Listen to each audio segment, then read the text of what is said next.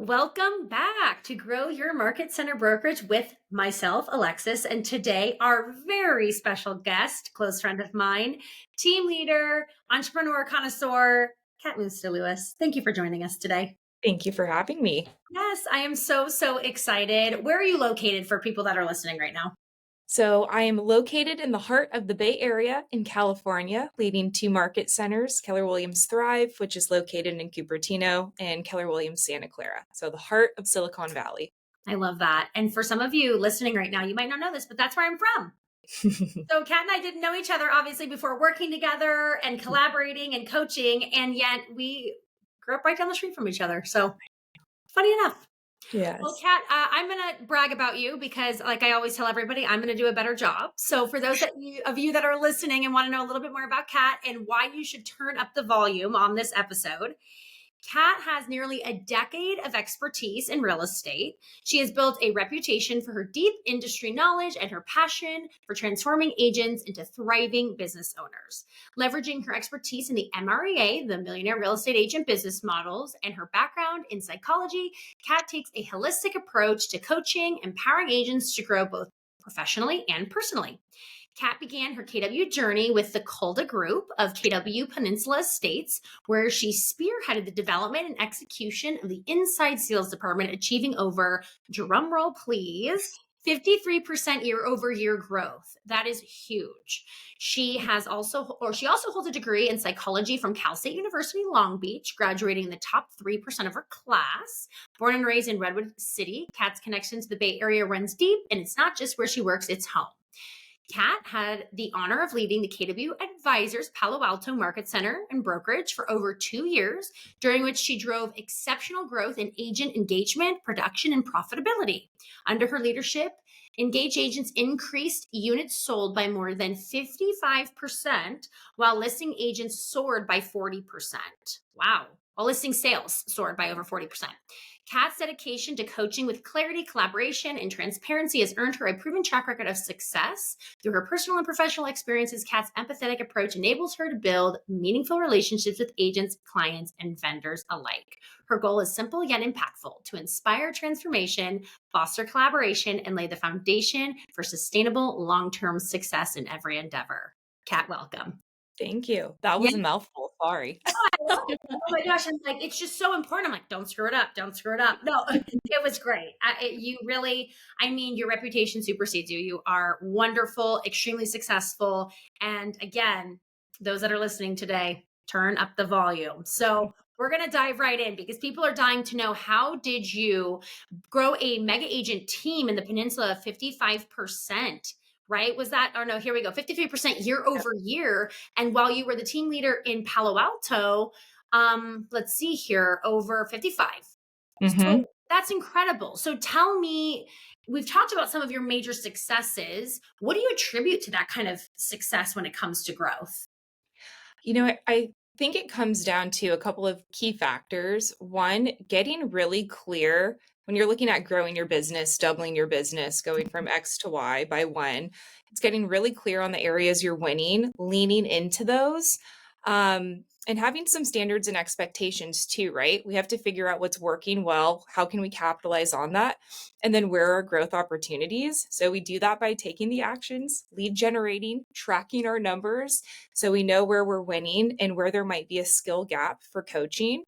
And I think really with the experience I've had with building out a top team, and being in market center leadership for 2.5 years, is it's allowed me to take the approach of getting into partnership with agents, especially top producers within our office and within our community that we're looking to get into relationship and business with. Yeah, I love that answer. Some really golden nuggets that you just said, right? Accountability, tracking, mastery, right? I love that. And you've had a lot of success, right? And one of the things you also mentioned was fostering those agent relationships. You're now in a role, right, in different brokerages and doing the same thing, right? Mhm. I know from personally coaching and working with you that you've had a lot of success with referrals. Tell somebody who's listening how impactful your referrals and relationship building has been with your own agents in attracting talent.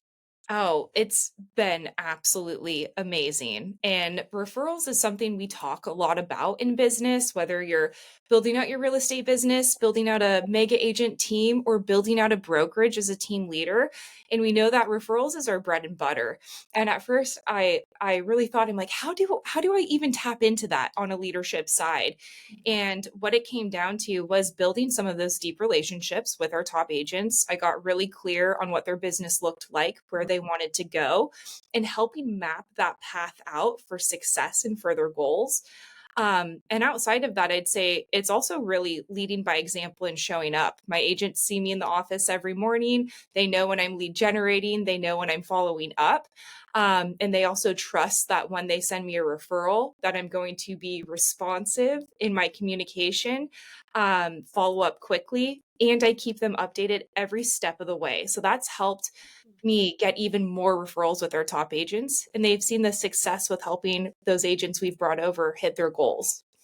Oh, guys, this is good. This is like the follow up alone, right? And the trust is something Yeah. that I get asked all the time, right? If a team leader or a brokerage owner, right, is not getting those referrals, especially you guys, if you're asking for them, I think what Kat just said is super important.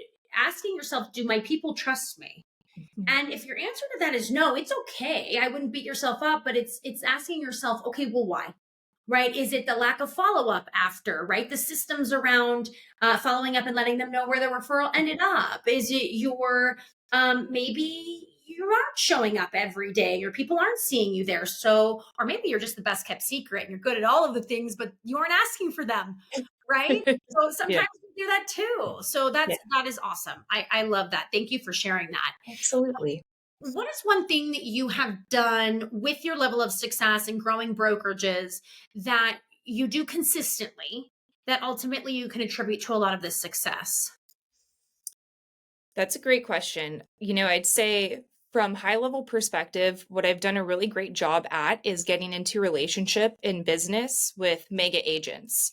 What I attribute to that success is we touched on this a little bit, consistency and accountability. I lead generate, my agents see that.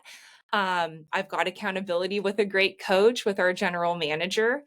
And also being really learning based too. Committed to mastery was something you said earlier, Alexis. I always want to understand what went well in a conversation, what went well in an appointment, and where are my growth opportunities. And that becomes the basis of my coaching conversations that I have. In addition to that, I'd also say learning those models, getting really clear on them. How can we help others implement this in their business? Because that success is going to be the story that's screamed from the rooftop, Mhm. and it attracts others. At that point, we're working smarter, not harder. We're succeeding through others. Yeah, I love that. That's huge. And one thing I caught that you said that people are listening to and they are squirming in their chairs, whether they're driving to work or they're listening to it at their office, it is lead generating. Mhm. You, I know because we work closely together and have for a long time, are a lead generating machine. You Yeah. were for the team, you are Mhm. in your role, and you recently, what I would love to share, Yeah. recruited and currently recruiting $100 million producer. Yep, we recently had over $100 million producer sign on with us. Had actually reached out to me, so that was an incredibly exciting experience and opportunity. And I'd say outside of that, me and my GM were also working on about $1 billion worth of sales in our pipeline right now between other large teams, indies. So we are set for some massive growth. Stay Yeah. tuned. We'll have to do part two, right? Yeah. I mean, some people are just probably, I know because I've been in the role, right? And I know that if I were listening to this, I'd go, wait. $100 million producer called you, right? Every team leader, president, brokerage owner's dream. The Yeah. $100 million producer called me. I'm going to give you some opportunity to brag about yourself, but also just kind of take some self reflection into the reputation, the right, not being the best kept secret, getting out there, networking. What in your mind, outside of those things, and maybe in addition to, right, led $100 million producer to call you, and what would you recommend to a team leader, brokerage owner that is listening to this to get other producers in their area to call them? I think the biggest factor that motivated this producer to reach out to me was they had done their research before they reached out to me. They had talked with agents who had worked with me from other brokerages, from the team level. So they got to hear from others the impact that my coaching, my consulting, my partnership has made on them.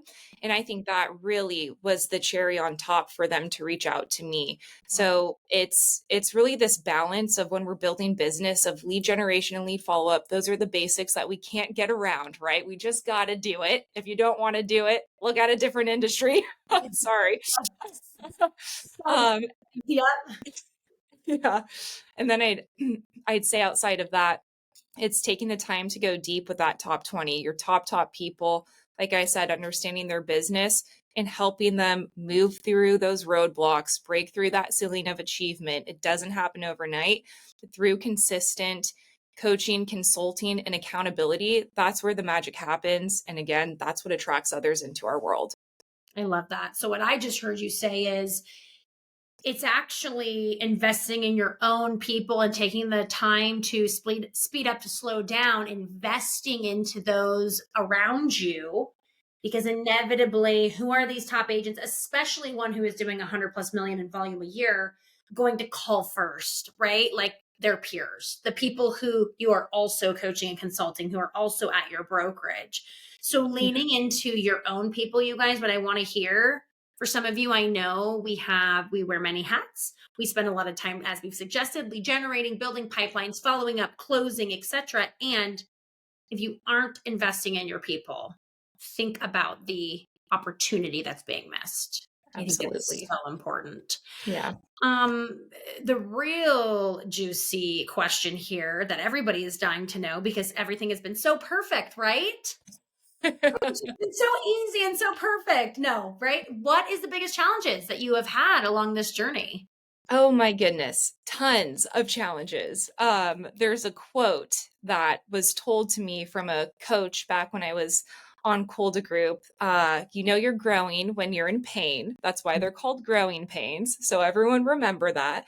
And I'd say the biggest challenge that I've experienced truly in leadership, it's kind of a two-part. One, it's getting out of my own way. Mm. And then two, succeeding through others. I'm a high D. I will take on challenges, I'll take on tasks and problems myself. And it took me a while to learn, have a slice of humble pie, and realize that our goals are bigger than just myself. And Mm. if I don't succeed through others, I will not break through this ceiling of achievement. So that's been my biggest challenge. And it's a journey, it's still a growth opportunity. I've improved, and there's still room for growth too. Yeah, I love that. That's huge. I absolutely love that. Guys, succeeding through others, it's been a common theme this call, succeeding through others. And whether this is launching before or after a recent conversation I've also had with Stacey States, where we talk a lot about that because she had earned the right to bring me on as a co-team leader. And we together were able to succeed and, recruit over 50 R2s a year. And without others, our goals are almost harder to accomplish almost 100% of the time. So I love that perspective. I love that that has come up as challenges and yet you've gotten some clarity on it, right? Yeah, absolutely. All right, what is the biggest system driver that you can attribute to your recruiting and growth results? That is a great question because I would say systems are not my most sparkly aspect of myself. I'd say the biggest system that's contributed to my success is truly time blocking. Mm. It's getting my calendar, looking at my calendar on Sundays, and I'm time blocking for my lead generation, for my follow up. I'm time blocking for my personal time. My workouts show up on there. My walks. Walks are a bubble bath for the brain. So some of that self-care stuff that I do to make sure I show up as my best self, to ensure that I can pour into others, that shows up on my calendar as well. So it's taking a look before the week starts, seeing what's already on my calendar and how I can fit in these big important rocks around my schedule. because Love that. they go on the calendar, right? We still do what we have to do. Just because we have a busy week doesn't mean we don't get it done. So sometimes I have to get creative with my schedule as well. Yeah, I was on a coaching call earlier today, and the phrase erase and replace Yes. came up many, many times with this brokerage owner, right? If the goal is in this circumstance, a lot of what we're talking about in this podcast is growth, right? Growing your brokerage through agent and talents or agents and talent, etc.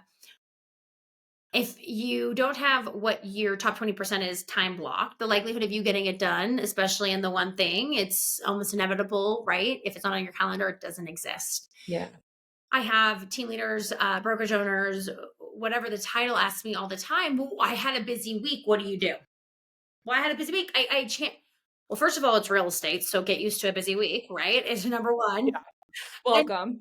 welcome. Yeah, it's going to always be something. And Yeah. number two, right? It's just ultimately, if you're not, if you're always going to lead to the excuse, right? Reasons or results, can't have both. Mhm. And at the end of the day, it's up to you to erase it and replace it, or else, your calendar should be indicative of working backwards to achieve your goals. Yeah. And if you're not erasing and replacing when things come up, the likelihood of you achieving those goals goes down and down and down as the weeks go by, right? Mhm.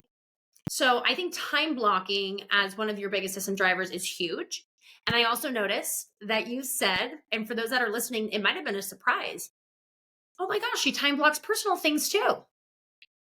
Yeah, that one took me a while to learn. Shout out to my great coach. That did not always show up, and that's something I've been really purposeful about in the recent months, and I will continue to have that purpose around my personal time and how that shows up on my calendar. I love that. Good. Yeah, Good, good, good. Because if a workout is important to you, if it's not on our calendar, it doesn't exist for those that are listening, right? And I don't yeah, know about you, but I know for workouts for me, talk about being able to show up and be a good coach to my clients. Without those workouts, I mean, that's a mental thing for me. yeah, So, guys, if it's just like that for you, or there's something that you do that you love on a personal level and it's not on your calendar, I would challenge you today, put it on there by the end of yeah. this call, right? Can I say one other thing about the calendar too? Please. I also encourage everyone to think about when are you the most bright and shiny? It's something I always say to people before they take the KPA Killer Personality Assessment. When are you the most bright and shiny? For me, that's in the mornings. So my 20%, my hardest rocks of the day, my lead gen and my follow up, because despite doing this for years, it's still the hardest thing I do a lot of days, maybe harder than my workout sometimes. That shows up in the morning because 2 o'clock Cat has an excuse for everything. I can come up with an excuse to not do anything, and it's a great one. But I'm really purposeful about hitting those big important tasks in the morning because it's one, when I feel the best, and two, I don't have any chance to make an excuse for not getting it done. Guys, this is a note taker episode. So many great golden nuggets, and you've probably heard it before. That is why how many great coaches, consultants, individuals like, oh, I don't know, Gary Keller suggest time block in the morning for lead gen Yeah, because we are the bright and shiniest and have the most energy then. How many of us have, I know myself included, have, you know what? Maybe agents would answer their phones a little bit more at 3 p.m. Guess what I always tell clients now that tell me that? Guess what? It doesn't matter when they're going to answer your phone if you're not going to do it. that's right. It doesn't matter if they're going to Right. answer their phone at 3 p.m. How often are you going to actually lead generate at 3 p.m.? Because I know for me, 3 p.m. Alexis too is where I start to go, okay, bye bye. Yeah. Need a break. Right? Yeah, absolutely. Totally get it. Awesome, awesome, awesome. What is a piece of advice that you would give to other team leaders, brokerage owners, presidents of brokerages that are really focused and listening here on growth and retention of their agents and growing their brokerages? I have two pieces of advice. Okay. First is to lean into your top people. I've been in leadership for 2.5 years, and if I could go back in time to when I first started, that's the one thing I would do differently. While I lead generated and while I was consistent with my lead follow up, what I didn't do was slow down with my top people to understand how I could come from value and help them. And looking back, that's something I wish I did sooner. And that's something I wish I started with. Because again, that helps with the attraction piece. And who doesn't want $100 million producers calling them to explore opportunities? So that's something I would do differently looking back. And my other biggest piece of advice is really to lead by example. Show up in a way that you want to inspire others to show up as. Mhm. I am a firm believer that leadership starts with us. Mm. And so asking yourself, what are you doing to ensure that you show up as the best version of yourself and that you're pouring into others from a cup that is overflowing? Love that. And you guys, Yeah. this is, I mean, really, Kat, and we could have led with this, but I want to close with the emphasis of everything she is saying. Guys, she is leading over 300 agents right now. This is not a small brokerage, right? You are leading a lot of people, and you have been a top growth team leader, right, president of Keller Williams in your region, which is what, Northern California, Hawaii, and Yep. Yep. Northern California, Hawaii for R2 recruiting, top agent recruiting. Yeah. agent recruiting, you guys. So today there was a ton of value, even in the 20 minutes we have been on. Tons of value, tons of golden nuggets. If people wanted more of Kat, they want to follow you on social media, they want to reach out to you, where can people find you? That's a great question. You can find me on our website. I probably should have had this prepared ahead of time. I'm a high D. You can find us on the KW Thrive website. You can find me, my Instagram handle. I'm going to pull it up right now because I had to change it because I got married. Kitty Cat underscore Lewis. You can find me there. Find me on Facebook, Cat Lewis. I'm here. I'm around. I'd love to connect. I believe in all of you. I love that. Thank you so much, Kat. And I just appreciate you so very much. My pleasure. It's been an honor to be here. So thank you. Take care. Wonderful. You too.